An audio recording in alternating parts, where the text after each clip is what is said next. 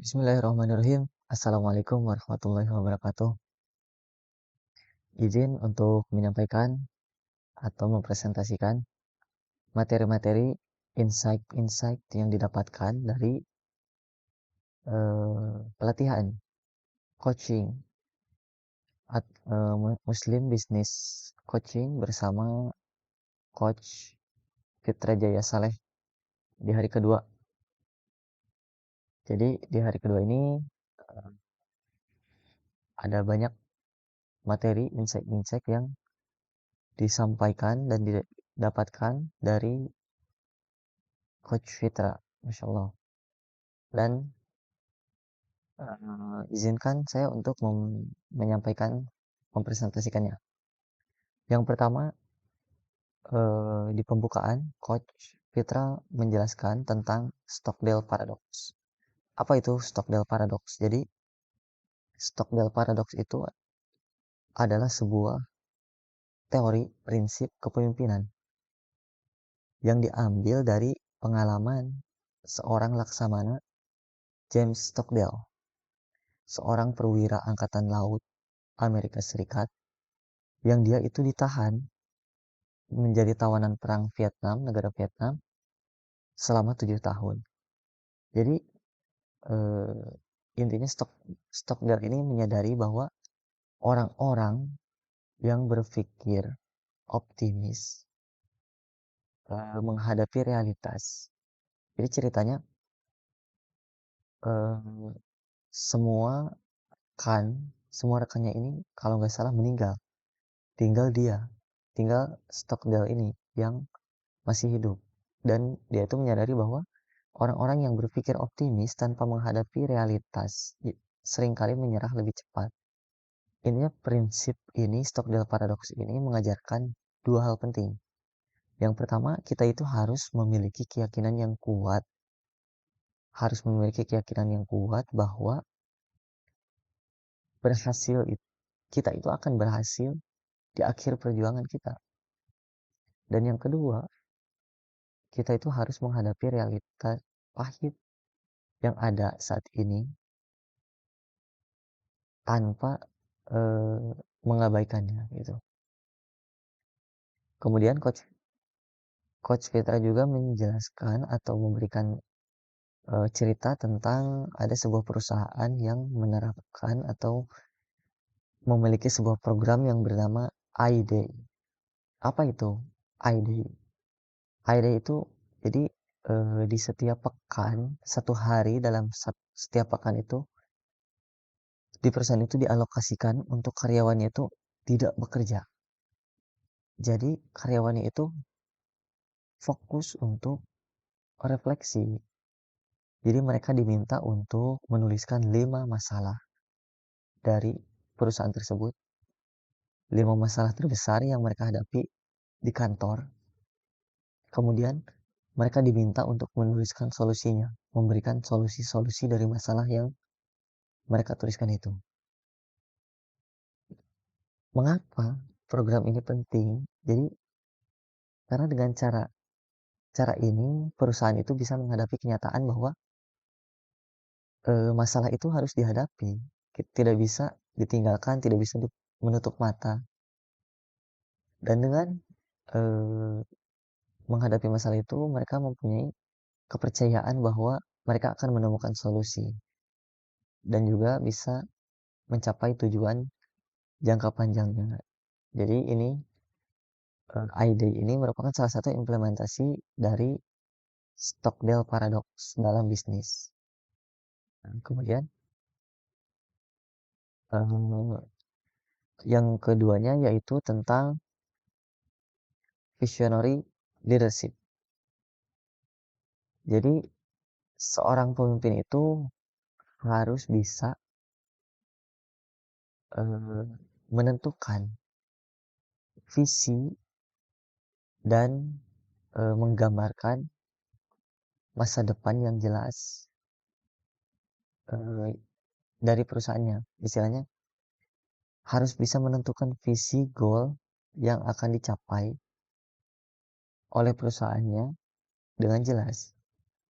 Karena tanpa visi tim itu tidak akan tahu arahnya itu kemana yang dituju gitu kan. Nah, dengan visi ini pemimpin itu bisa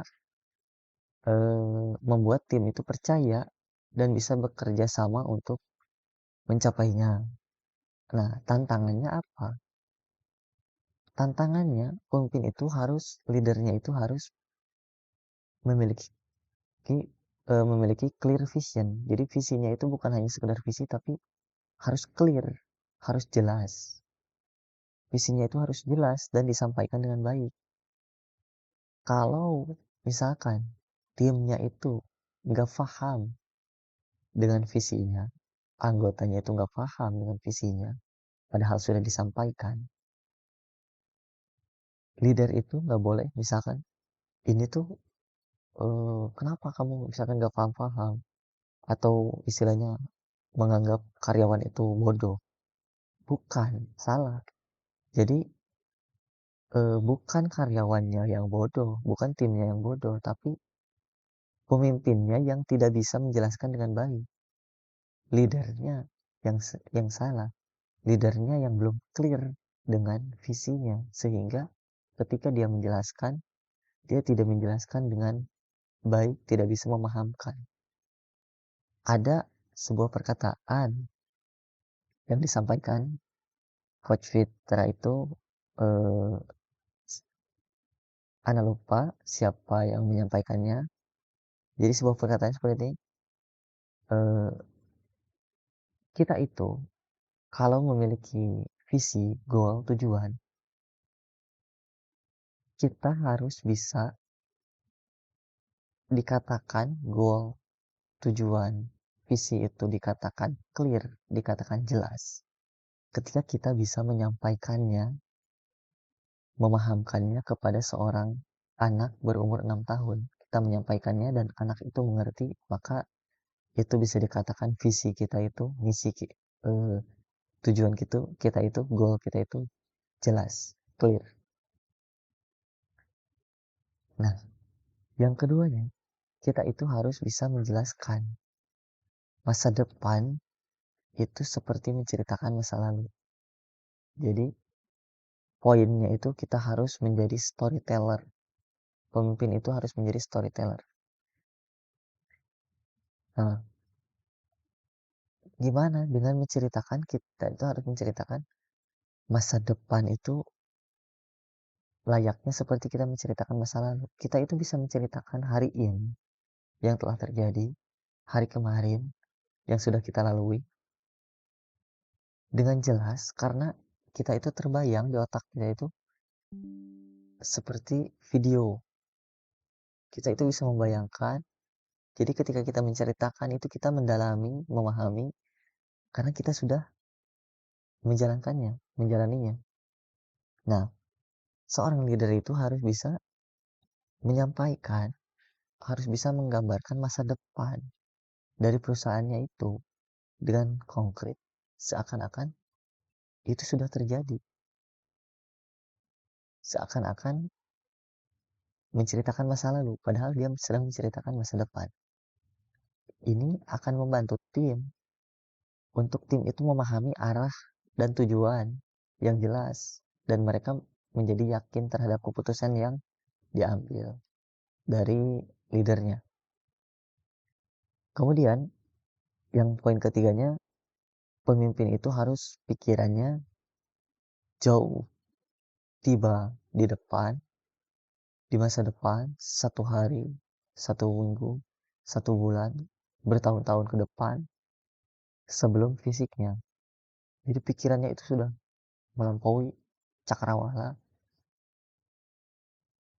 padahal fisiknya masih di hari ini gitu.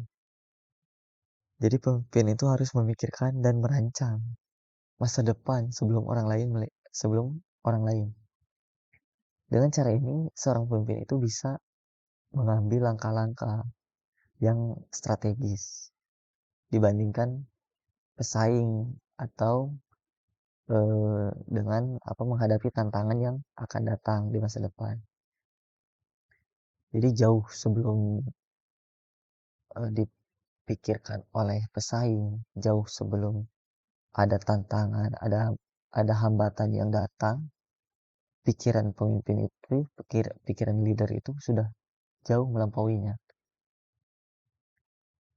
Nah, kemudian eh, poin insight yang ditangkap atau didapatkan dari Coach Fitra beliau menyampaikan tentang 5 indikator. 5 indikator apa? 5 indikator goal, visi, tujuan itu dikatakan baik. Jadi goal itu bisa dikatakan baik ada 5 indikator penyebabnya, yaitu yang pertama, goal itu bisa dikatakan baik jika dia itu bersifat audacious. Audacious itu apa? Eh, Berani, menantang. Jadi kalau kita membuat goal, membuat tujuan, membuat visi itu harus jangan yang biasa-biasa saja, harus yang menantang, harus yang greget gitu. Jadi agar kita itu keluar dari zona nyaman kita itu merasa tertantang. Kalau kita yang biasa-biasa saja, kita itu akan tidak tertantang, akan biasa-biasa saja. Bahkan tadi Coach Fitra itu menyampaikan, kalau kita misalkan mempunyai goal, mempunyai visi, coba sampaikan kepada orang lain. Kalau misalkan respon orang lain itu, eh, oh ya, semoga berhasil, semoga ini, itu masih lemah, itu belum audacious, belum menantang. Tapi kalau kita menyampaikan kepada orang lain, kita memiliki goal ini, orang lain itu merespon, kamu yakin, kamu gila ya, emang emang bisa. Orang lain itu istilahnya meremehkan atau tidak percaya gitu dengan kita itu apakah bisa kita menggapainya. Nah, itu baru goal yang baik, audacious, menantang. Nah, kemudian yang keduanya, goal itu harus big impact, big effect, harus harus memiliki impact yang besar, efek yang besar, harus memberikan dampak yang besar bagi baik itu bagi kita, baik itu bagi tim, anggota, baik itu bagi orang lain atau bagi organisasi. Jadi goal itu harus memiliki impact yang besar. Kemudian yang ketiganya, goal itu harus yang crazy atau bahasa halusnya unik ini. Yang unik memiliki perbedaan dari orang lain. Ide yang gila itu justru seringkali menjadi inovasi yang besar gitu. Kemudian yang keempatnya, selain harus audacious, menantang, big impact, crazy, atau unik,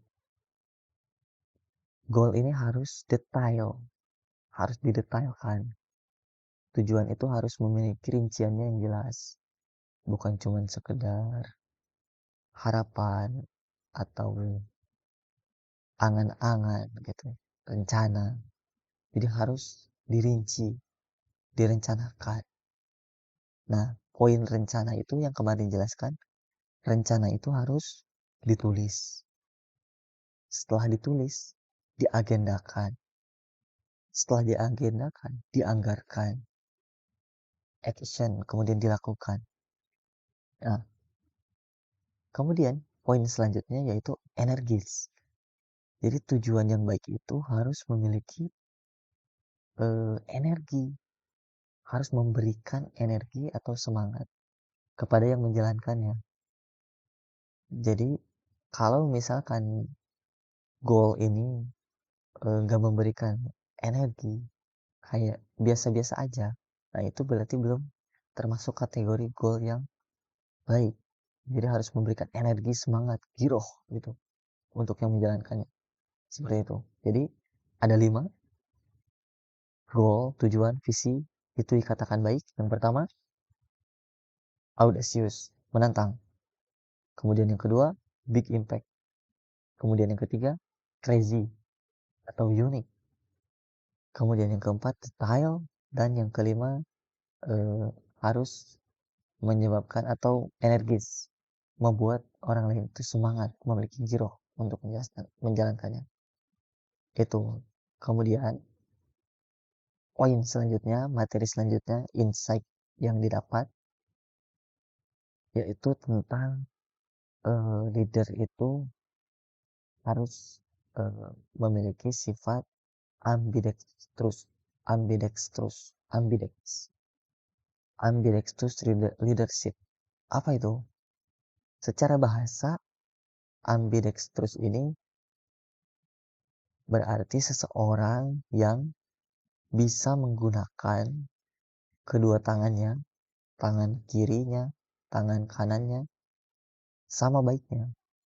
Dia mau nulis dengan tangan kiri, bagus. Mau nulis dengan tangan kanan, bagus.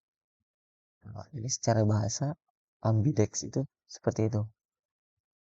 Dalam segi kepemimpinan, dalam segi leadership, bisnis, ambidex itu menggambarkan seorang pemimpin yang mampu menyeimbangkan antara dua hal secara bersamaan. Eksploitasi, mengoptimalkan apa yang sudah ada dan sudah berjalan, dioptimalkannya. Kemudian yang keduanya ekspansi, mencari peluang baru, mengembangkan bisnisnya. Jadi tidak hanya fokus di satu bisnis, terpaku di satu bisnis, tapi juga dia bisa mencari peluang-peluang ide-ide baru untuk bisnis lain yang akan diciptakan, dikembangkannya. Ambidex, seperti itu. Apa mindset ambidex dalam bisnis? Jadi, mindset ambidex dalam bisnis itu jangan menisbatkan diri hanya kepada produk tertentu. Misal, nama Rian. Rian madu, misalkan seller madu. Ini tuh membatasi diri. Jadi membatasi diri untuk ambidex. Jadi nggak bisa berkembang karena udah dibatasi, diblok dengan madu, hanya madu saja. Padahal banyak produk-produk lain yang istilahnya memiliki potensi yang besar. Jadi jangan, kalau misalkan mindsetnya itu jangan menisbatkan diri kita itu kepada sebuah produk, tapi bisnis itu harus fleksibel, yang bisa berkembang sesuai kebutuhan pasar. Jadi bahasanya itu corporate, harus corporate. Jangan produk, produk sentris gitu. Oke. Kemudian orang sukses itu tidak hanya berpegang pada satu produk, tapi dia itu lebih fokus pada kemanfaatan yang bisa diberikan kepada pelanggan. Jadi apa nih yang bisa diberikan manfaat atau value kepada pelanggan nih, apa nih? Apalagi produk-produk yang bisa kita menjadikan bermanfaat, yang menjadikan istilahnya dibutuhkan oleh market gitu kan. Nah, kemudian jika suatu produk udah tidak relevan lagi, seorang pemimpin yang ambidex itu bisa cepat beradaptasi dan mencari solusi baru gitu untuk menyelesaikannya. Seperti itu. Nah, kesimpulannya, jadi pemimpin yang baik itu harus melihat kepada realita, melihat kepada seperti di dalam Stockdale Paradox. Kemudian harus mampu menginspirasi dan memimpin timnya, anggotanya. Dan juga memiliki istilahnya ini utamanya memiliki visi yang jelas. Harus clear dulu visinya, goalnya. Dengan menetapkan tujuan yang kuat serta menyeimbangkan ambidex ini eksploitasi dan ekspansi dalam bisnisnya. Dengan pendekatan-pendekatan ini, leadership kepemimpinannya itu akan menjadi lebih efektif dan membawa organisasi atau perusahaannya ini menuju kesuksesan yang berkelanjutan di masa depan. Alhamdulillah, eh, itu yang dapat Anda sampaikan terkait eh, insight di hari kedua dalam pelatihan Muslim Business Coaching bersama Coach Fitra Jaya Saleh. Mudah-mudahan insight-insight ini bisa eh, diamalkan, bisa dilakukan, bisa di-actionkan oleh khususnya anak pribadi dan juga teman-teman semuanya. Oke, itu yang dapat Anda sampaikan. Syukran, jazakumullahu khairan kasiran. Akhirul kalam. Wassalamualaikum warahmatullahi wabarakatuh.